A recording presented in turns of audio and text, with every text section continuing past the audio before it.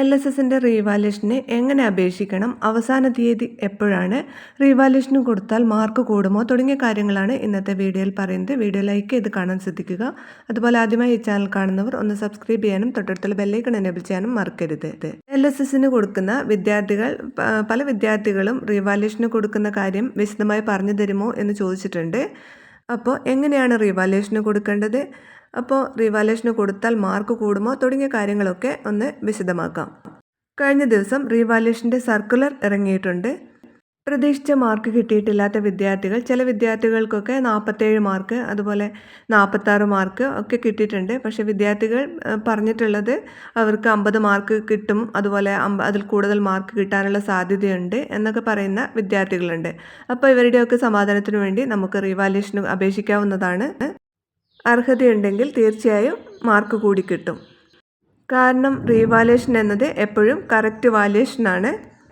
ആദ്യത്തെ മാർക്ക് മുഴുവൻ മായ്ച്ചു കളഞ്ഞിട്ടാണ് വീണ്ടും 2 അധ്യാപകരാണ് ആ പേപ്പർ വാല്യുവേഷൻ നടത്തുന്നത്. അതുകൊണ്ട് തന്നെ മാർക്ക് കിട്ടാനുള്ള അർഹതയുണ്ടെങ്കിൽ തീർച്ചയായും ഇവർക്ക് മാർക്ക് കിട്ടും. അതുപോലെ റീവാല്യുവേഷന് അപേക്ഷിച്ച ഫീസും തിരികെ ലഭിക്കും. 2025 ഫെബ്രുവരി 27 നടന്ന LSS പരീക്ഷയുടെ ഉത്തരക്കടലാസുകളുടെ പുനർമൂല്യനിർണ്ണയത്തിന് അപേക്ഷിക്കാൻ ആഗ്രഹിക്കുന്ന പരീക്ഷാർത്ഥികൾക്ക് ആയതിനുള്ള ഓൺലൈൻ അപേക്ഷകൾ പരീക്ഷാഭവൻ്റെ ഔദ്യോഗിക വെബ്സൈറ്റായ www.parishabhavan.gov.in എന്ന വെബ്സൈറ്റിൽ 16/5/2025 മുതൽ 22/5/2025 ഉച്ചയ്ക്ക് 2 മണി വരെ രജിസ്റ്റർ ചെയ്യാവുന്നതാണ്. വിദ്യാർത്ഥികൾ രജിസ്ട്രേഷൻ നടത്തിയതിൻ്റെ പ്രിൻ്റ് അപേക്ഷാ ഫീസും സ്കൂൾ ഹെഡ് മാസ്റ്ററെയാണ് ഏൽപ്പിക്കേണ്ടത്. ഫീസ് ഫസ്റ്റ് പേപ്പറിന് 100 രൂപയും അതുപോലെ സെക്കൻഡ് പേപ്പറിന് 100 രൂപയുമാണ്. അതുപോലെ തന്നെ റീവാല്യുവേഷൻ നടത്തി സ്കോളർഷിപ്പ് ലഭിച്ചാൽ ആ വിദ്യാർത്ഥികൾക്ക് ഫീസ് തിരികെ ലഭിക്കുന്നതും ആണ്. ഓൺലൈൻ അപേക്ഷ എങ്ങനെയാണ് ചെയ്യേണ്ടത് എന്ന് നോക്കാം.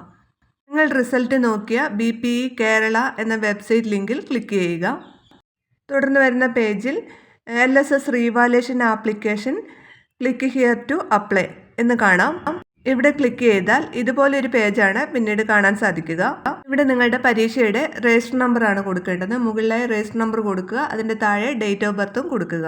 ഇതിൻ്റെ താഴെയായി വ്യൂ ഡീറ്റെയിൽസ് എന്ന് കാണാം.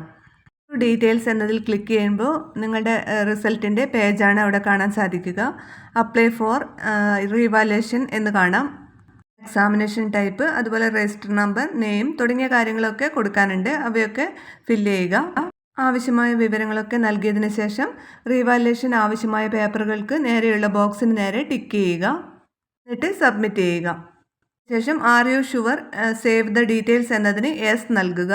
എന്നിട്ട് അതിൻ്റെ പ്രിൻ്റ് ഔട്ട് ഡൗൺലോഡ് ചെയ്തെടുക്കുക. പിതാവിൻ്റെ പേരും ഒപ്പും വെച്ച് തുക സഹിതം, അതായത് 200 രൂപ സഹിതം ഹെഡ് മാസ്റ്ററെ ഏൽപ്പിക്കുകയാണ് ചെയ്യേണ്ടത്.